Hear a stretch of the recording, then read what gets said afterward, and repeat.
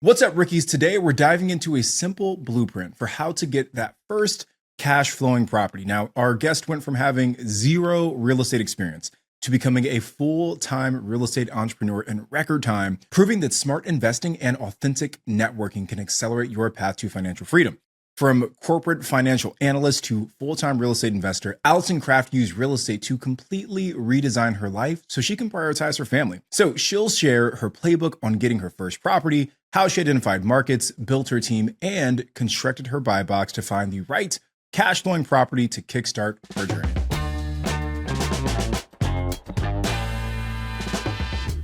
This is the Real Estate Rookie Podcast. I'm Tony J. Robinson, and today Garrett Brown from Bigger Stays is filling in for Ashley. Garrett, what's up, brother? How you doing, man? Great, man. Glad to be back on, and we're always ready to talk about some real estate investing and short-term rentals. Well, there you go, man. Well, today we've got Allison, and Allison, we're super excited to have you. Welcome to the Real Estate Rookie Podcast. Thank you, Tony. Thank you, Garrett, for having me. I'm super excited to be on here. Now, Allison, you were working as a corporate financial analyst and just kind of getting started in your real estate journey when I guess something kind of significant happened that changed your life. So can you share how your brother's sudden passing and your kind of personal circumstances accelerated your real estate journey? Yeah, and I'll take it back to the very beginning for you too.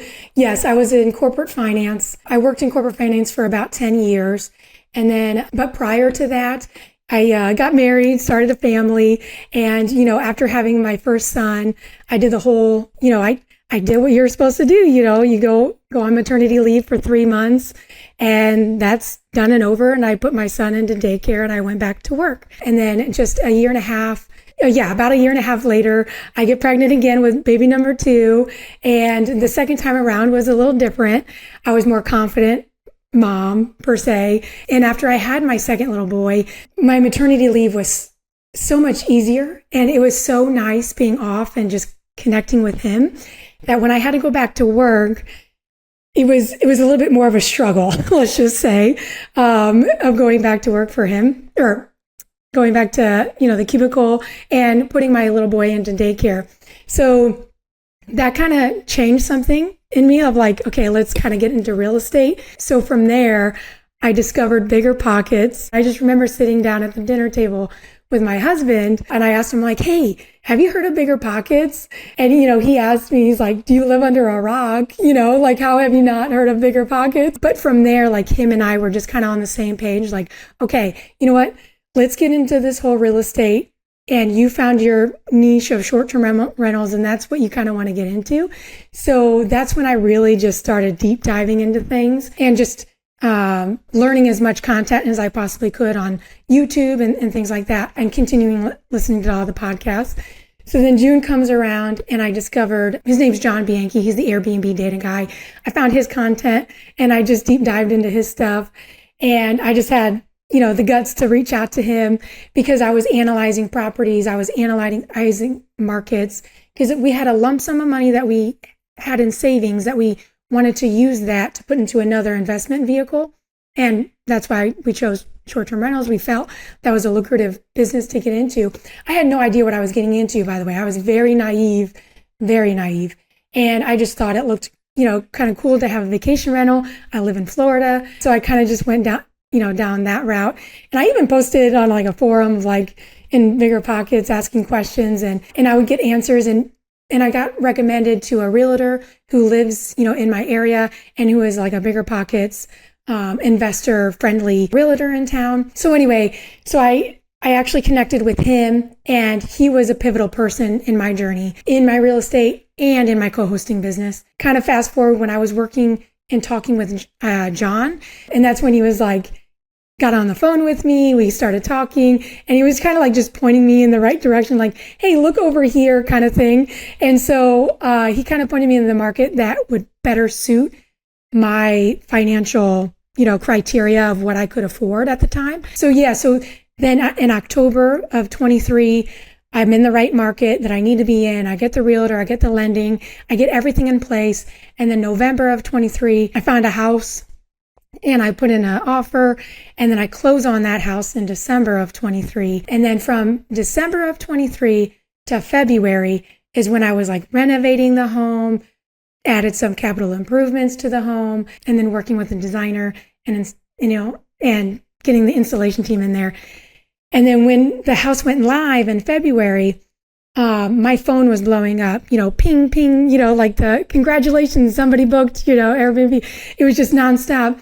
And then, so I was on such this high. So what you're alluding to of what really changed everything was in March. So just being live for about a month, maybe a month and a half, tragedy struck my family. My little brother got in a bad accident. Sorry. And he died suddenly. And it really woke me up in terms of that life is very short and do what you want to do. He was only 26 years old and, he was so young, had a young family. He was barely married, had an 8-month-old baby. And so, like this whole thing just put a wrench into everything. And so I went home, for 2 weeks and was with my family. And then from there, asking work to take off. So again, because I'm a W-2 employee at this time, me being a full-time real estate investor wasn't really in my, sight, not with one rental. I couldn't do that. So I had to ask time off, and it wasn't difficult asking for time off given the circumstances, but nonetheless, I had to go back. And then you just try to find solutions to be there for your family. And that's given me, I guess the inspiration in me, to live a better life, per se. Because I got to tell you, like my brother was the most kind, the most generous, just seeing like going, obviously going through the whole funeral and everything like that. My brother had 2-3 miles of people lined up. He impacted so many lives. And so just seeing that, something so devastating and something so negative, you can take something positive out of it somehow. And that's what I'm trying to do. And so, obviously I took a lot of time just, trying to figure things out and all while still operating and managing my own rental. And out of state, by the way, I was managing out of state. And so I had a great team, by the way, that was helping me, my boots on the ground where my rental is.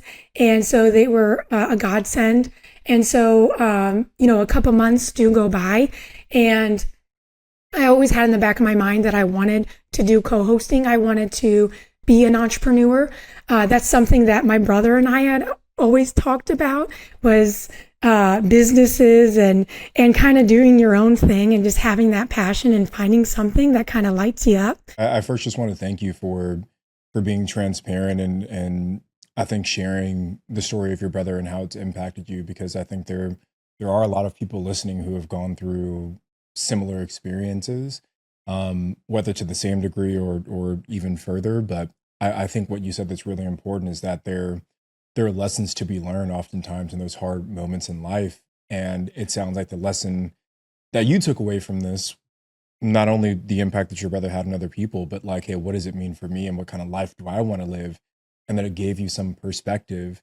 And I do think there's something to be said about having these moments to kind of wake us up to say, well, what kind of life do I really want to be living?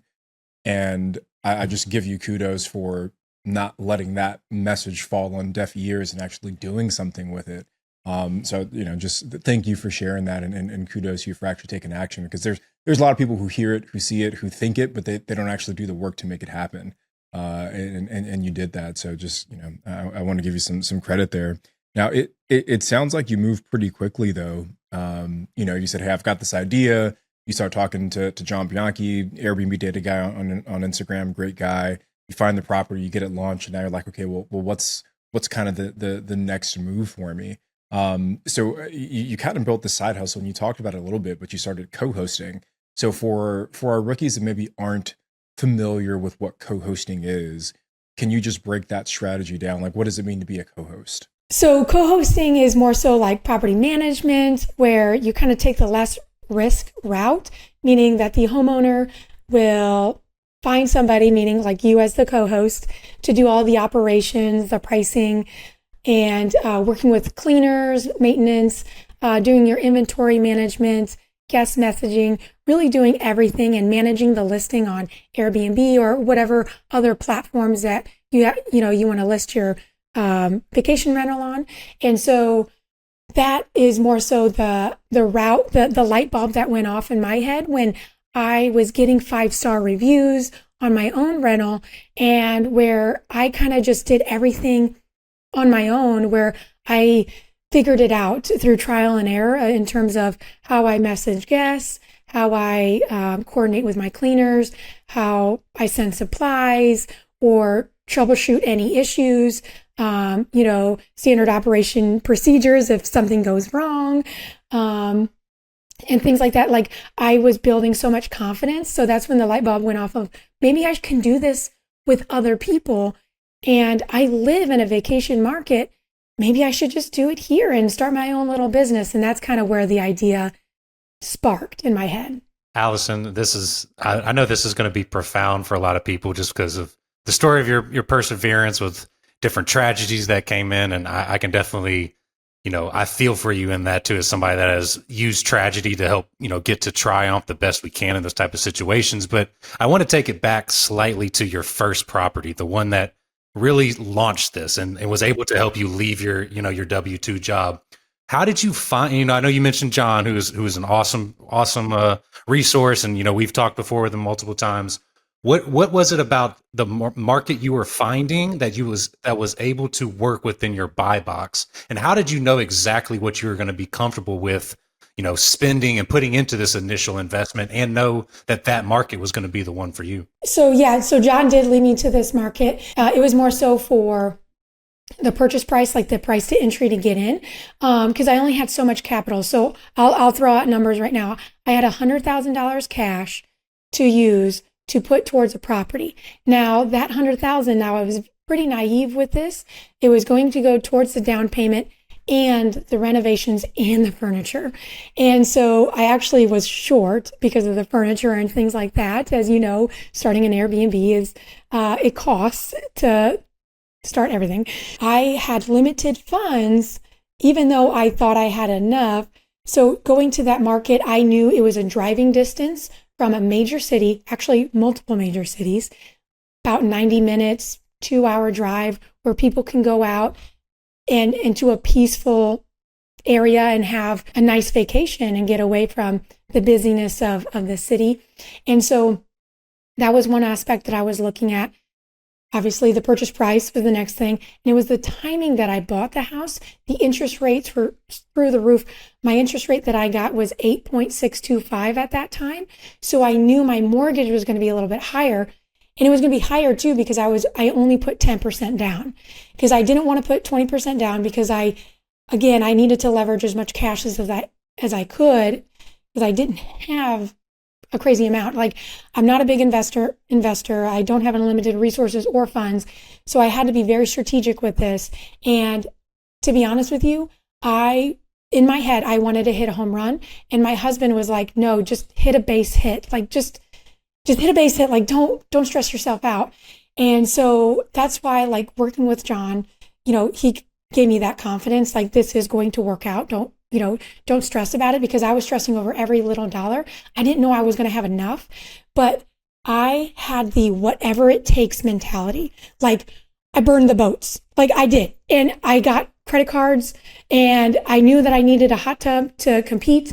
And so I got business line of credit. I did what I needed to do to get past that finish line.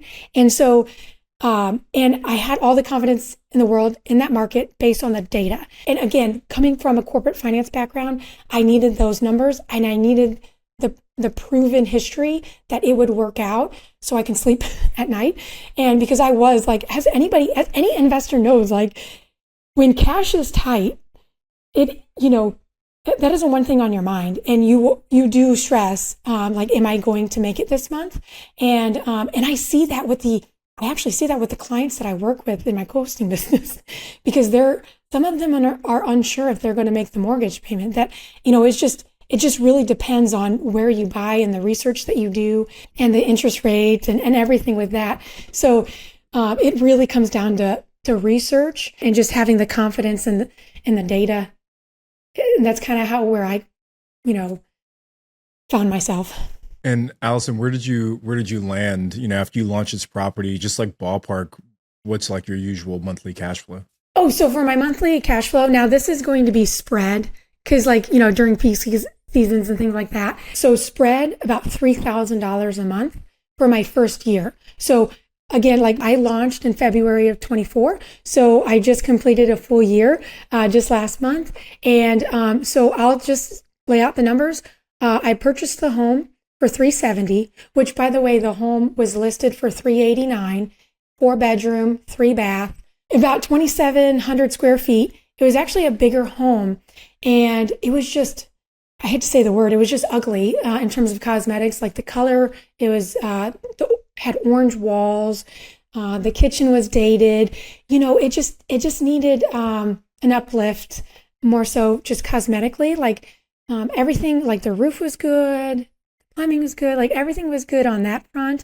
And so it just needed some help. So I put about $40,000 worth of capital improvements, and that $40,000, that includes the backyard. So I redid the backyard. I even somewhat kind of leveled the backyard a little bit, because it was again, I'm in the mountain market, so it was very hilly. So I needed to kind of flatten it out a little bit. And added a fire pit, hot tub, cornhole, had a nice deck and everything. And so when I put in the offer, I offered it at listing, so $389. The appraisal, oh my gosh, this is where it got kind of scary for me. The appraisal came in at $360, which was a huge difference. And as you know, I'm getting lending and I only have so much cash. So I really wanted this house because the numbers panned out. The numbers were fantastic. So I really, really wanted it. And so, but I didn't want to bring in that gap, that appraisal gap. And so anyway, I called my husband. I was like, okay, what can we do? So we offered, again, because I really wanted to be aggressive and get this house. So I offered at $370 and they accepted it. So we just had to bring in an extra $10,000 to the closing table.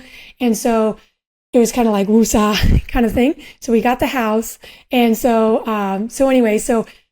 the summer months are my peak months. So July and August, I was almost 100% occupied.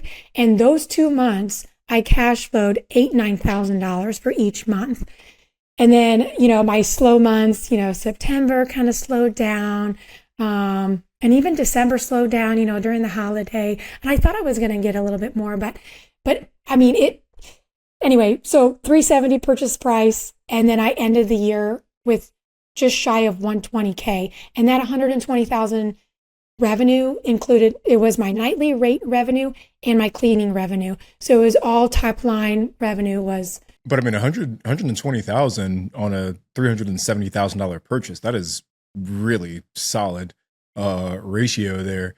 And if you're 3K average net cash flow per month, what is that, 36 grand a year on just over, it sounds like $100,000 investment. I mean, you're getting close to a 30% return at an 8.6, right? Yeah, I was gonna say with an 8.6 interest rate. I want to highlight that. That's wild. So you refinance that bad boy back down to a 6 or something, and now you're doing even better. Well, Allison, I want to hear more about how you kind of scaled up your side hustle, the co-hosting, because I think for a lot of rookies that are listening, or they can figure out how to get the first deal, but it's getting the second deal that seems to be a little bit more challenging, and it seems like you found a good way to do that. So, Allison, I want to dig just a little bit deeper because you built this co-hosting business rapidly, and I believe now you're managing 15 properties in a relatively short period of time.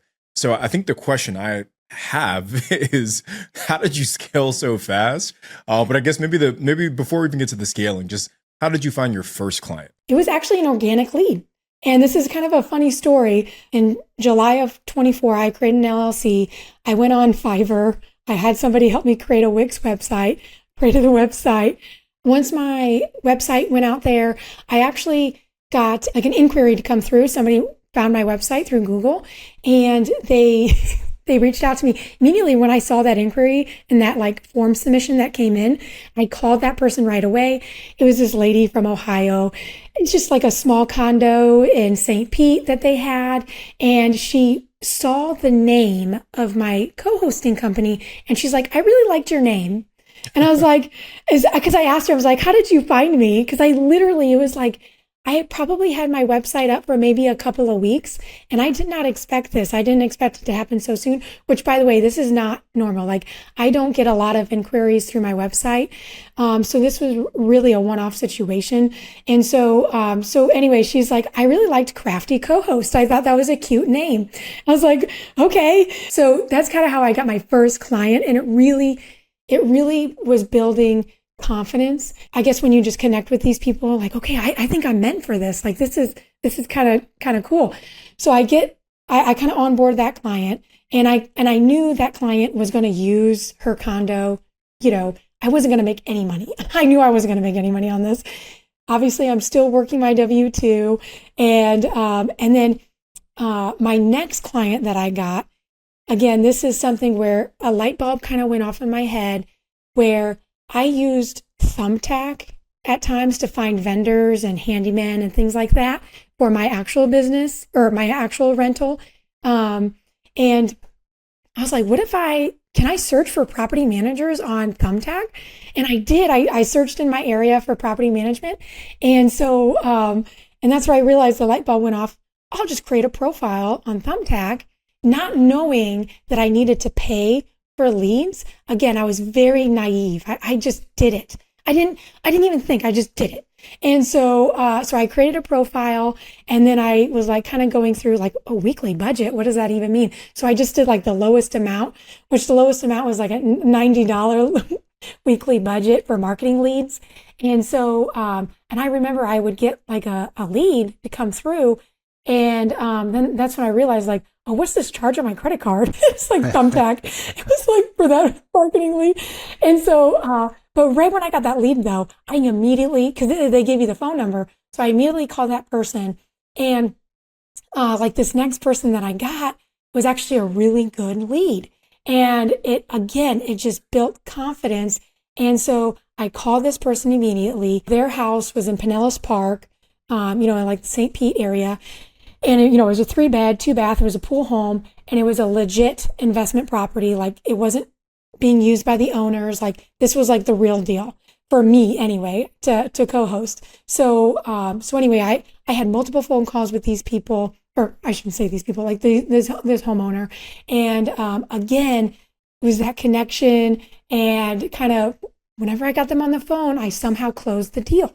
And so then from there, I closed them. Now I only, I'll just tell numbers here, because I really wanted that client. So I said, I'll co-host for 10%, because he had a current property manager that was handling his house, and this guy lived out of state. And so he's like, I don't really like what he's doing for me. So that's why I'm looking. And so I was like, okay, I'll match what he's charging, I kind of did what I needed to do to get the sale. So that's how I got the second one. Now I got about 3 more clients from Thumbtack alone. And I invested, in terms of like my marketing budget, I invested probably $1,500, but I got four clients from there. So, and then the other route, how I got other clients was, again, through referrals, where somebody's like, here, this is Allison. She's really nice. She can take care of your property. And then again, once I talked to them on the phone, I ended up closing the deal. So yeah, that's kind of how I got those clients. And some of those clients too, when I win their trust, they give me more properties, because a lot of these investors, they don't have just one property. They're continuing to buy, and they have multiple. And so actually, I want to shout out to one person who is a BiggerPockets realtor investor. He was, a pivotal person in my co-hosting business. He literally handed me one client who had three properties. And she is the best client, and I love her so much. And so anyway, her and I connected right away. And so, now I'm like, he just handed me 3 listings essentially. And that was huge. So, and his name's Josh Green. So if you ever need a realtor in the Tampa area, reach out to Josh Green. He's great. It's an amazing story because I remember when you told me the thumbtack story the first time. Out of all the co-hosting people I've talked to, that was one of the more innovative ways I've heard of finding leads. And I'm glad it actually worked out for you because I think we've had similar trajectories with, I co-host a lot of properties as well. And the one thing that I've kind of struggled with is, how do what has been the biggest implementation into your business to scale it so quickly, the key hire or keep, system that you implemented? And how do you keep all these owners happy? Like it's just such a wide range of personalities. What do you do to, kind of mitigate that? So that is such a great question. And I will say co-hosting is Airbnb and short-term rentals is not for the weak. I just want to say that it's not for the weak. So, but with co-hosting, the difficult part is I have my client who is the homeowner. So I need to, look after them. And I also need to look out for the guest. So I need to give a great experience for both people. So the guest and the homeowner. And so that is the hardest part. But yes, I would say the biggest thing to keep these people, or in terms of, holding on to your client is building trust, I would say, and having that open line of communication. And showing that you care. Those are the biggest things. Because I'll never forget one of my clients told me that they're like, I just love working with you, Allison, because you care. I was like, is that the bare minimum? Is that I care? Because I know that there's a lot of property management companies that, they scaled, really big. And so, they may have VAs and things like that. And they just don't I don't know, it might just be a little bit different. I come from a boutique style approach where I'm just a mom and I'm just a solo entrepreneur. And I really do care because I want to take care of these clients because they take care of me. They're paying me. So I want to make sure that I do right by them. I want to make sure that I am a reliable person and I am true to my word. If I say I'm going to do something, I will do it. And that's just how I grew up, how me and my siblings are.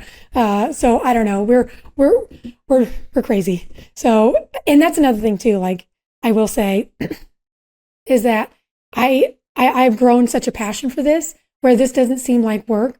Well, I will be up at 4 a.m., 4:30 working on this business. And that's what I was really doing a lot when I was working my W-2 is getting up early, working on this and then going to work, being with the kids, coming home, and then a lot of times I would pass out early because I would get up so early. But yeah, I just truly went all in on this, and I really do look after the clients. But there is a fine line, and the difficult part is, I would say, getting a lot of texts from the client and phone calls, and then also having to do guest messaging. I would say that is actually a boundary that I'm working on right now in terms of some clients that I have where they're constantly texting me and there's some micromanaging there, just working through.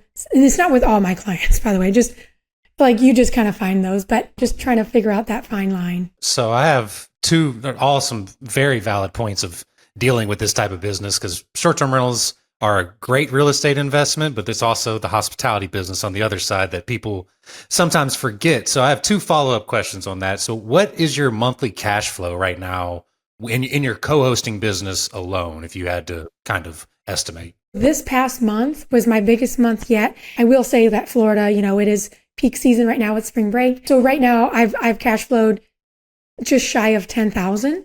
And that's, because of software and, those are my expenses. As you know, as a host, you got a million subscriptions, yeah. So I got my property management software, pricing tool, ChatGPT. I use a lot of AI. I don't just random things, just random. And it all adds up. And the more properties you add to it, the more you pay per month, per listing. And, direct bookings and, things like that and bookkeeping, all that. So as you're adding more properties, and one thing in the co-hosting business is the percentages that people charge, vary from state to state, person to person. How have you upped your percentage that you're charging to owners now? And how did you make that decision? Because I'm sure it was a little intimidating to, hey, like I need more, because of all the tech and things that come in play. So how have you kind of handled that? And that comes with confidence too, because like in the beginning, like I really wasn't sure, like, should I be charging this much? Because I think I know what I'm doing. And so like, again, like as time went on and when I realized that I was providing a lot of value, I was like, okay, this is the percentage I'm going to be charging and I'm going to stick to that. But there are certain clients that I'm working with where they kind of want a hand in it as well. And they're investors too. So I totally can align on the profit margins and how the margins tend to like squeeze. I empathize with them on that. So I'm willing to negotiate. So I do negotiate my rate. So actually every client I have, I'm kind of all over the board. And it might just be because I'm just a bad business person. Because I'm such a rookie, and I've made some mistakes, by the way, where I have actually one client where I actually am doing a fixed rate per month, and that was again a learning thing that I did in the very beginning, and I won't do that again. So I find myself working harder when there is a percentage tied to the commission. I shouldn't say that like that, I don't know. I do treat it as as my own, and I do that for all of mine. But when it is a fixed cost, like there is something different in terms of your mindset. But yeah, I just, my pricing has been all over the place. I will say that just to close the deal, kind of thing, and to get reps.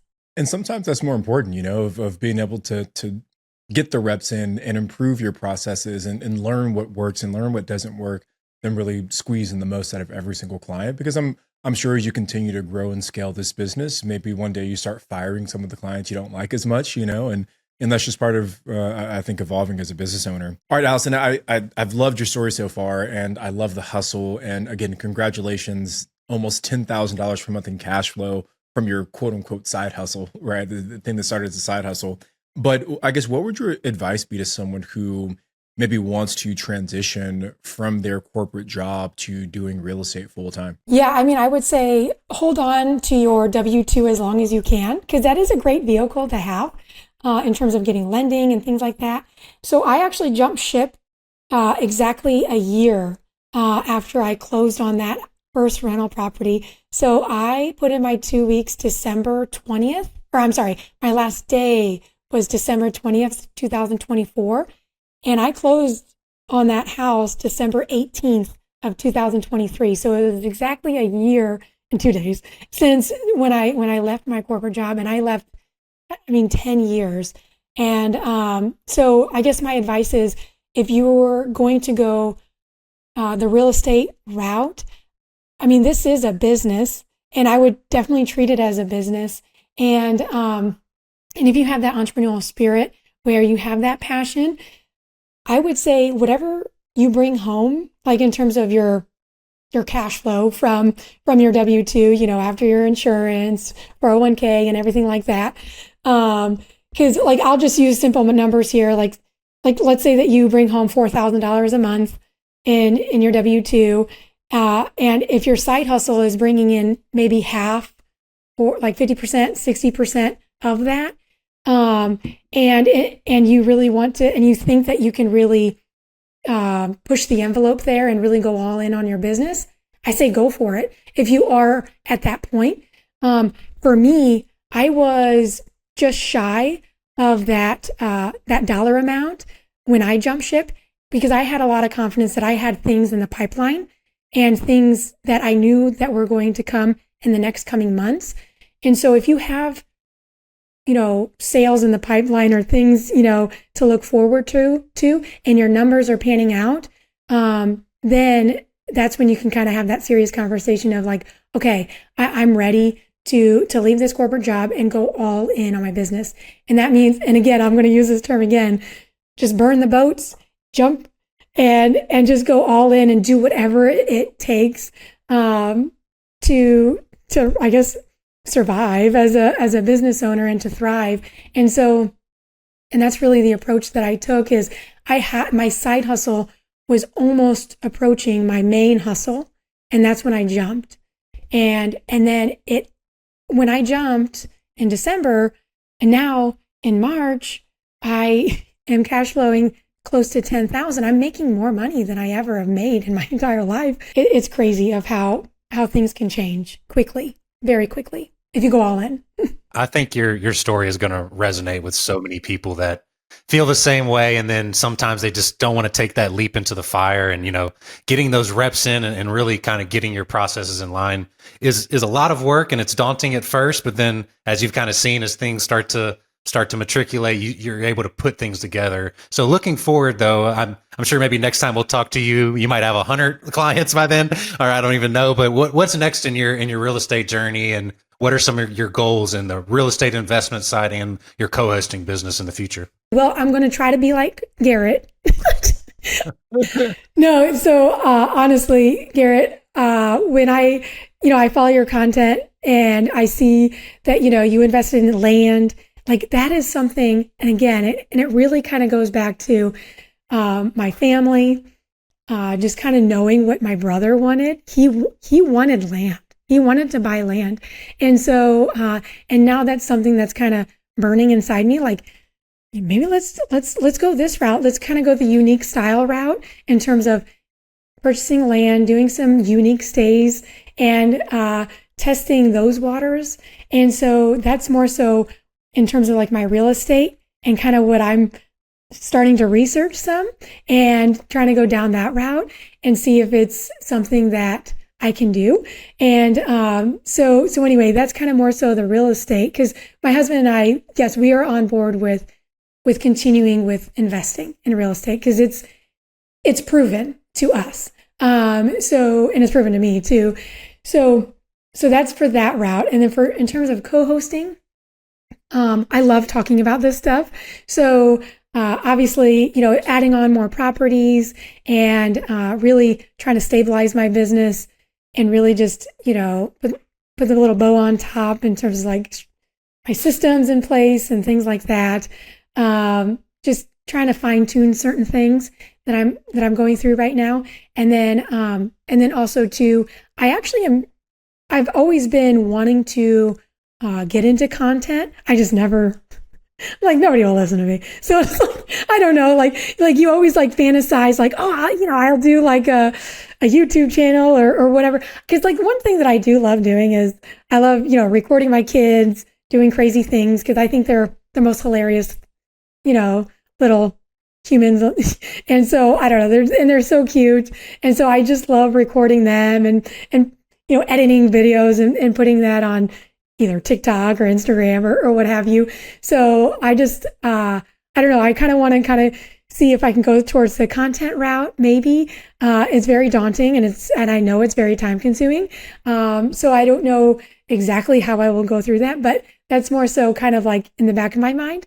But yeah, that's kind of what I'm envisioning, and maybe in the next couple years, and just really just focusing on the business and to continue to fuel that fire that I have in this business, because it's mine and it's really cool to have. Allison, I just want to say congratulations again, because I think what you've accomplished in an incredibly short period of time is not only impressive, but I think inspiring for all of the rookies that are listening. But I guess I also just want to remind all of the rookies who are listening that Allison didn't just like stumble into the success that she's found, and that a lot of what she's been able to accomplish is a direct relation of the hard work she put in. Like you said, she was building this while having 2 young kids at home, while still working a full-time job. And I think that's the kind of grind that a lot of people aren't willing to commit to. They want the end result. They want to be like Allison and be on the podcast saying I quit my job and made 10 grand a month from my business, but they don't want to do the grind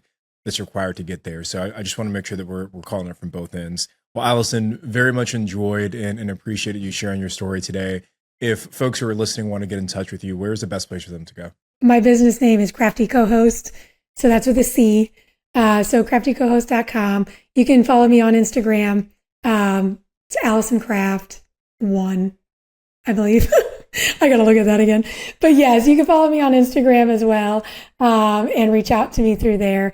I'm happy to talk to anybody. Like I said, I could talk about this stuff all day. So yeah, reach out. Thank you so much for joining us, Allison and Garrett. Thanks for filling in for Ashley today. And for all of our rookies, thank you for hanging out with us. And again, if you haven't yet, be sure to subscribe to our YouTube channel at Real Estate Rookie. And if you're on Instagram, we are at BiggerPockets Rookie.